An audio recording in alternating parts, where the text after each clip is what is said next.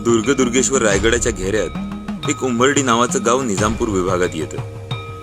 हे गाव खऱ्या अर्थाने ऐतिहासिक म्हणावं इतके अवशेष इथे पाहायला मिळतात, पण त्यातील काही गोष्टींची नोंद आज सुद्धा झालेली नाहीये। या गावातील हे शिव मंदिर अत्यंत सुंदर आहे, बघताक्षणी आपलं लक्ष वेधून घेतं। किमान 900 वर्ष या देवळाने आपलं स्वतंत्र अस्तित्व टिकवून ठेवलं आहे। इथल्या विरगळींकडे पाहिल्यावर लक्षात येतं इथली अनेक शिल्प दुर्मिळ आहेत। सभोवतालच्या अनेक आश्चर्यावरून असं कळतं की हा प्रांत अत्यंत वैभव संपन्न होता।